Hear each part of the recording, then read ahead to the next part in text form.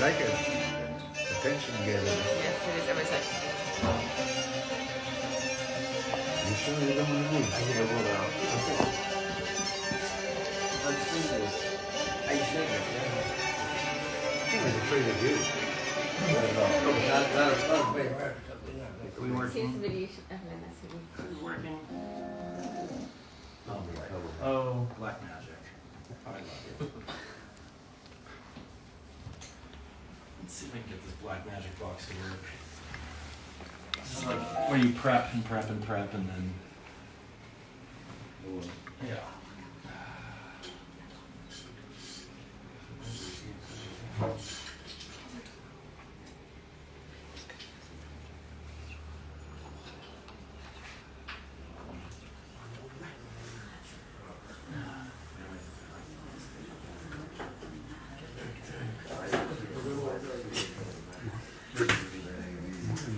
Yes.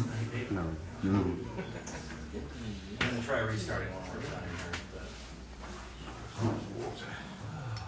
here. So, Arnaud's over here, and he's got lens partially disassembled as well.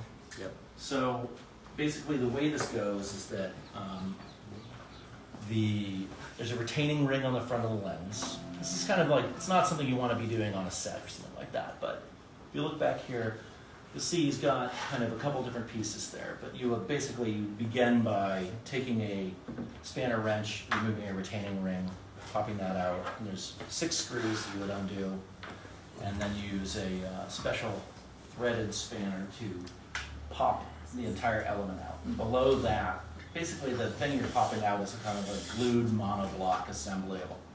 What kind of filter, what focal length is that? This is 75. Yeah, so like what makes it a 75 is this piece that you pull out in its entirety. This and is then below that, yeah, this is the cell. Yeah. And then below that you have a kind of a locking ring that holds the filter in, and then you can get in there, pull that out and replace the filter, and then if you're not screwing around with the iris, you can just put the whole thing back together, put the screws back in, put the chaining ring in, and you're ready to go. So that's the filter. So it's not And it's terribly really complicated. It's not That's something right. that requires That's what we like can a replace. chief lens technician to operate. Any basic lens technician can pull this off. You know, it's not. It doesn't require like any work on a projector. Any work. You know, you're not going to be kind of calibrating the lens in any way. Everything is going into a single locking pin that is single, you know, there's like a slot and a pin system, and it's made for this to happen. So it's not, you're not doing anything. Some of these lens customization processes at other manufacturers or with other rental houses really are like major brain surgery, where they're taking a lens that was never meant to be customized and customizing it. This is just like a chassis that you can open up and it's ready to be customized right away. All right, I'm just gonna put this down.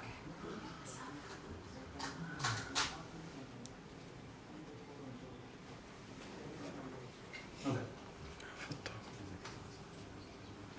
So this is a sequence here in an auditorium, and we bring up these yellow and blue lights. The lady approaches the front of the stage, stands there for a moment. Then we lower the tungsten lighting down, and we just have the blue lighting. And this is the lens in the neutral position. And it's got some really nice stuff going on here. You've got this kind of halation here. You've got some of these artifacts here. You've got these like iris blade artifacts here, which are really tasty. This is the same exact shot now with the black pro mist. You see that there's because of the lights coming from the front so much, we're getting a huge amount of halation from those lights. And it's the same lens with the same great geometry, the same great performance, but the contrast has been completely changed. and also, just a little bit of diffusion in there, so it'll soften up some of the skin tones and take a dent out of some of the fine resolution there. Black satin here, so this is even more halated. And then I have also, I can grab some of these things and we can look at stills, kind of light back and forth between 1 and 2. That'd be quite easy to do if you guys would like for my Black Magic device to self-destruct. But it's a situation, as we know, John, when we're in front filtering, in that case, we know that we can't put any filter. It will, flash all the pictures. When we are inside, it's very constant. So the idea of that is from the tests with the makeup and so on, you decide that you want this profile to be used for all the sets. And after you forget it. You can add something in front as usual, or even in the rear with the conditions that we know, for example, for the nets. That is to say, when you are in a rear filter, all the material is coming and it's depend of the focal length, it's depend of the stop, it's depend of the focus point. That is to say, it's a big strategy, as we know with the nets, for example, to organize that and to be very constant in any sequence.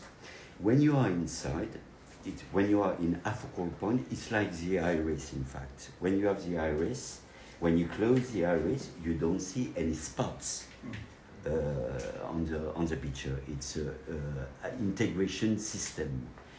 At that time, the diffusion is working for all the picture, and it's very constant. That is to say, the diffusion that you are choosing for your 40 millimeter, it will be the same. You will have exactly the same feeling about the contrast, for example, from the 18 to the 200 millimeter. So it is like you were choosing a set of lenses.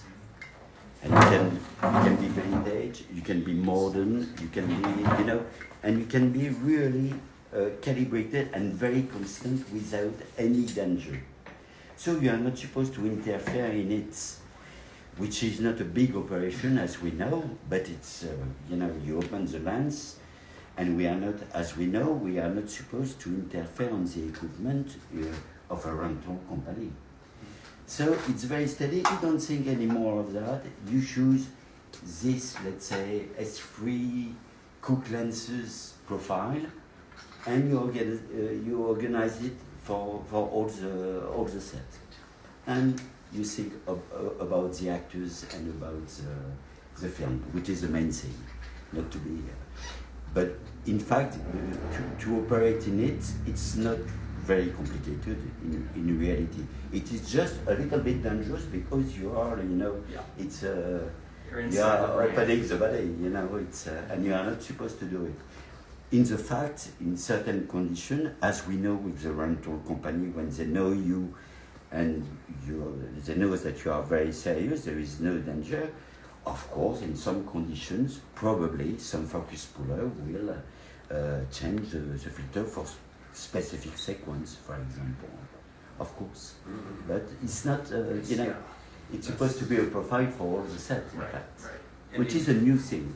And in that case, for example, on this very good test, thank you, Randy, any filter is prohibited.